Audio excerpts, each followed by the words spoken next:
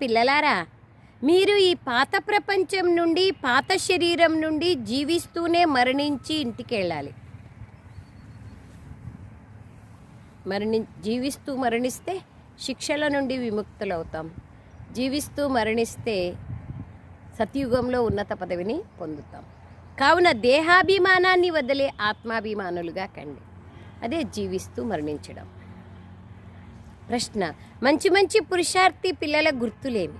జవాబు: మంచి పురుషార్థం చేసే పిల్లలు ఉదయమే లేచి ఆత్మాభిమానిగా ఉండే అభ్యాసం చేస్తారు.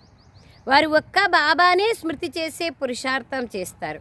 ఇక ఏ దేహదారుల స్మృతి రాకూడదని నిరంతరం బాబా మరియు 84 జన్మల చక్రం గుర్తుండాలనే లక్ష్యం వారిలో ఉంటుంది. దీనినే అహో సౌభాగ్యం అంటారు. ఏ దేహదారులను గుర్తు చేసుకోకూడదు, ఒక్క బాబానే గుర్తు చేసుకోవాలనే లక్ష్యం ఉంటుంది వారికి. బాబా అంటారు, అలాంటి వాళ్ళదే అహో సౌభాగ్యమైంది. అమృతవేళ లేచి ఆత్మాభిమానిగా అయ్యే ప్రాక్టీస్ చేయండి. ఇదే మంచి పురుషార్థుల యొక్క గుర్తింపు అంటున్నారు బాబా. సారాంశం: తండ్రిని ఆశీర్వాదం అడిగేందుకు బదులుగా స్మృతియాత్ర ద్వారా మీ లెక్కాచారాలన్నింటినీ సమాప్తం చేసుకోండి. పావనంగా అయ్యే పురుషార్థం చేయండి. ఈ డ్రామాను యథార్థంగా అర్థం చేసుకోవాలి. సెకండ్ పాయింట్: ఈ పాత ప్రపంచాన్ని చూస్తూ కూడా స్మృతి చేయకూడదు.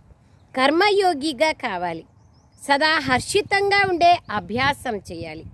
ఎప్పుడూ ఏడవకూడదు. బాబా అంటారు, జిన్ రోయా తిన్ కోయా. ఎవరు పోగొట్టుకున్నారు వాళ్ళు ఏడుస్తారు. అంతేకాని బాబా అంటారు, ఏడ్చేవాళ్ళు విధవలు అని. నేనేమైనా చనిపోతానా, ఎందుకు ఏడవాలి అంటారు. వరదానం: ప్రవృత్తిలో ఉంటూ నాది అనే దాన్ని త్యాగం చేసే సత్యమైన ట్రస్టీ మాయాజిత్తులుగా కండి. ప్రవృత్తిలో ఉంటూ నాది అనే దాన్ని త్యాగం చేసే సత్యమైన ట్రస్టీ మాయాజిత్తులుగా కండి.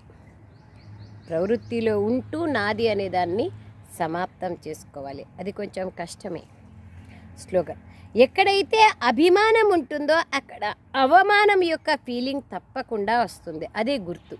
నాకు అవమానం ఫీల్ అవుతా ఉంది అంటే అభిమానం ఉందని అర్థం. అందుకే బాబా చెప్తారు, దేహభ్రాంతిని సమాప్తం చేసుకోండి, ఆత్మాభిమానిగా అయ్యే ప్రాక్టీస్ చేయండి. అప్పుడు ఆటోమేటిక్గా దేహభ్రాంతి సమాప్తం అయిపోయింది అంటే, ఆత్మాభిమానిగా అయినాము అంటే ఆటోమేటిక్గా అన్నీ సమాప్తం అయిపోతాయి. అదే బాబా అంటున్నారు. అవమానము అనిపించదు, అభిమానము అనిపించదు. ఓం శాంతి. ఇప్పుడు పిల్లలైన మీరు జీవిస్తూ మరణించారు.